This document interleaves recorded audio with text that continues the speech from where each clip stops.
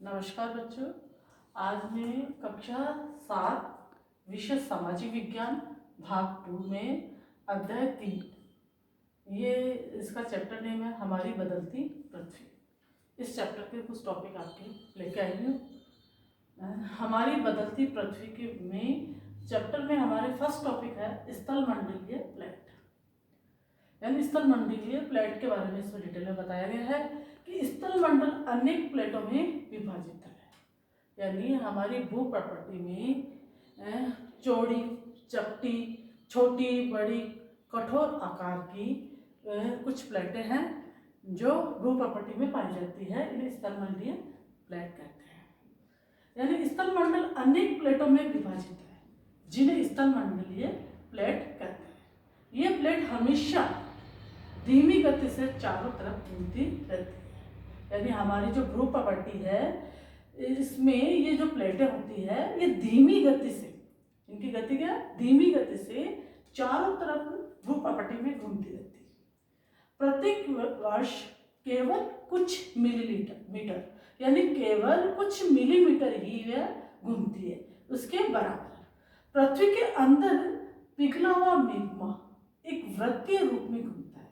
यानी कि हमारी जो भू प्रकृति है उसके अंदर जो पिघला हुआ मैग्मा जिसका अपन ने पिछले चैप्टर में पढ़ा था लावा, वह एक वृत्तीय रूप में घूमता रहता है। यानी कि पृथ्वी की भू प्रकृति में पिघला हुआ मैग्मा एक वृत्तीय रूप में घूमता रहता है। प्लेट की इस गति के कारण पृथ्वी की सतह पर परिवर्तन होता है, और जब यह मैग्मा भू प्रकृति में घूमता रहता है तो पृथ्वी की सतह पर कुछ गति उत्पन्न होती है, यानी कुछ परिवर्तन होता है। इस प्रकार स्थलमंडलीय प्लेट के बारे में अपन पढ़ रहे हैं कि स्थलमंडलीय प्लेट क्या है। स्थलमंडलीय प्लेट वह है जो भू प्रकृति में हमारे कठोर, बड़ी, छोटी, बड़ी कुछ प्लेटें होती है जो भू प्रकृति में हमारे पाई जाती है।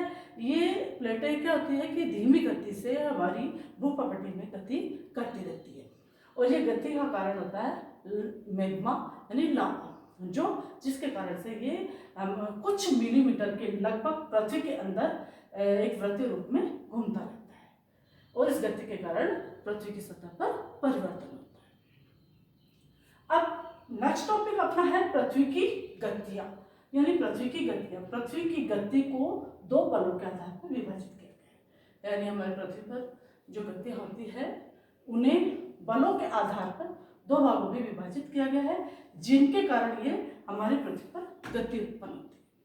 पहला अंतर्जनित बल, दूसरा बहिर्जनित बल। अंतर्जनित बल किसे कहते हैं? ये बल कभी कभी आकस्मिक गति उत्पन्न करते हैं जो बल पृथ्वी के आंतरिक भाग में घटित होते हैं। यानी कि जो बल पृथ्वी के आंतरिक भाग में घटित होते हैं और कभी कभी आकस्मिक गति उत्पन्न करते हैं, उन्हें अंतर्जनित बल कहते हैं, है ना। तो कभी धीमी गति, इनका एग्जाम्पल के रूप में भूकंप हो सकता है, ज्वालामुखी है, भूस्खलन है। ये अपने आकस्मिक गति के कारण पृथ्वी के सतह पर अत्यधिक मतलब इनमें हानि भी हो सकती है और इसमें कुछ गति उत्पन्न होती है। इसे अंतर्जनित बल कहते हैं। और इस ज्वालामुखी और भूकंप के बारे में अपन थोड़ा आगे डिटेल में पढ़ेंगे। इसके बाद में है बहिर्जनित बल। जो बल पृथ्वी की सतह पर उत्पन्न होते हैं उन्हें बहिर्जनित बल कहते हैं। यानी कि पृथ्वी की सतह पर उत्पन्न होने वाले बल बहिर्जनित बल है, और पृथ्वी की आंतरिक भाग में घटित होने जो बल घटित होते हैं उन्हें अंतर्जनित बल कहते हैं। बाहर भाग में जैसे कि नदी, बहता जल, पवन, समुद्र, तरंग आदि। ये इस प्रकार से पृथ्वी की गतियां दो बलों के आधार पर उत्पन्न होती है। अब अपन इस टॉपिक में आगे जाएंगे ज्वालामुखी, जो अपने पिछले चैप्टर में पढ़ा था कि भू प्रकृति पर खुला एक ऐसा छिद्र होता है जिसमें पिघले हुए पदार्थ अचानक निकलते हैं, ज्वालामुखी कहलाता है। एक लावा के रूप में गरम गरम पिघले हुए पदार्थ भू प्रकृति पर एक छिद्र के रूप में बाहर आते हैं, ज्वालामुखी कहलाते हैं। अब फोर्थ पॉइंट अपना रहा है भूकंप। भूकंप क्या है? स्थलमंडलीय प्लेटों के गति करने पर पृथ्वी की सतह पर कंपन होता है।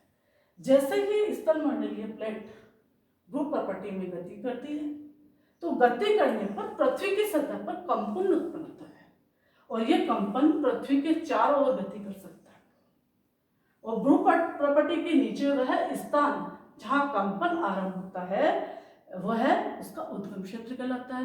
इस प्रकार हम कहते हैं कि भूप्रपटी में स्थलमंडलीय प्लेटों की गति करने पर पृथ्वी की सतह पर जो कंपन उत्पन्न होता है उसे भूकंप कहते हैं और जिस स्थान से इसका उद्गम होता है आरंभ होता है वह उसका उद्गम केंद्र कहलाता है। उद्गम केंद्र के भू सतह पर उसके निकटतम स्थान को अधिकेंद्र कहते हैं, यानी उसके पास वाले स्थान को अधिकेंद्र कहते हैं और अधिकेंद्र से कंपन बाहर की ओर तरंगों के रूप में ये गमन करती है। इस प्रकार ये भूकंप जो आता है पृथ्वी पर उसका उद्गम केंद्र के पास वाला जो केंद्र होता है वह अधिकेंद्र कहलाता है और इससे उत्पन्न तरंगे बाहर की ओर गमन करती है। अब भूकंप का मापन किस यंत्र से किया जाता है? भूकंप का मापन एक यंत्र से किया जाता है जिसे भूकंप लेखी कहते हैं और भूकंप की तीव्रता रिक्टर स्केल से मापी जाती है। इस प्रकार पृथ्वी पर की सतह पर ये जो कंपन होता है जिसके कारण से पृथ्वी के चारों मतलब कंपन पृथ्वी के चारों ओर हो सकता है वह भूकंप कहलाता है। इस भूकंप से जन धन की हानि हो सकती है। हालांकि हम भूकंप के बारे में पहले से अनुमान नहीं लगा सकते लेकिन कुछ अंदाजा इसका लगाया जा सकता है और हमारे अनुमानों के आधार पर जैसे कि अब जैसे पृथ्वी पर मछलियों का हलचल होना, अच्छा पृथ्वी की सतह पर सांपों का बाहर निकलना, ये कुछ ऐसी गतिविधियां होती है जिसके द्वारा हम अनुमान लगा सकते हैं कि भूकंप आ सकता है। और इस प्रकार इस चैप्टर में मैंने ये टॉपिक आपको पढ़ाया है और नेक्स्ट टॉपिक में अगले चैप्टर पे लेके आऊँगी। लेकिन इससे पहले मैं वापस एक बार थोड़ा सा आपको रिवीजन के दौरान में बताना चाहूँगी कि हमारी बदलती पृथ्वी में हमने कुछ टॉपिक पढ़े हैं। इसमें स्थलमंडलीय प्लेट के बारे में पढ़ा है कि स्थलमंडलीय प्लेट क्या है, फिर हमने पढ़ा कि पृथ्वी की गतियाँ क्या है। स्थलमंडलीय प्लेट में हमने पढ़ा कि पृथ्वी में स्थलमंडल में अनेक प्लेटों से विभाजित है जिसमें कुछ प्लेटें कठोर और बड़े और छोटे आकार की हो सकती है, इसे स्थलमंडलीय प्लेट कह सकते हैं। और ये पृथ्वी पर ये प्लेट हमेशा धीमी गति से चारों तरफ पृथ्वी की गति करती रहती है, यानी घूमती रहती है, कुछ मिलीमीटर के लगभग घूमती रहती है और इस प्लेट की इस गति के कारण से ही पृथ्वी की सतह में परिवर्तन होता है। फिर हमने पढ़ा पृथ्वी की गतियाँ। पृथ्वी की गतियाँ दो बलों के कारण से होती है। दो बल है, एक तो अंतर्जनित बल और दूसरा बहिर्जनित बल। अंतर्जनित बल जो बल पृथ्वी के आंतरिक भाग में घटित होते हैं उसे अंतर्जनित बल कहते हैं और जो बल पृथ्वी की सतह पर घटित होते हैं उन्हें बहिर्जनित बल कहते हैं। आंतरिक भाग में जो बल घटित होते हैं उनमें से हमने एक तो ज्वालामुखी और दूसरा भूकंप के बारे में पढ़ा। ज्वालामुखी जो एक छिद्र के रूप में लावा के रूप में पृथ्वी से बाहर निकलता है वह ज्वालामुखी है। भूकंप क्या है कि स्थलमंडलीय प्लेटों की गति करने पर पृथ्वी के सतह पर कुछ कंपन होता है और वो ये कंपन पृथ्वी के चारों ओर गति भी कर सकता है और इस प्रकार इस स्थिति को भूकंप कहते हैं। और जिस स्थान से इसका उद्गम होता है वो इसका उद्गम केंद्र कहलाता है और इसके पास वाले केंद्र को अधिकेंद्र कहते हैं और ये अधिकेंद्र के पास भूकंप की गति तीव्र रहती है और जैसे जैसे दूर होता है स्थान की दूरी होती है वहाँ इसकी गति कम होती है और इसका मापन हम रिएक्टर स्केल के माध्यम से कर सकते हैं। इस प्रकार से इस चैप्टर में मैंने आपको कुछ टॉपिक बताएं, कुछ टॉपिक में आगे लेके आऊँगी। Thank you.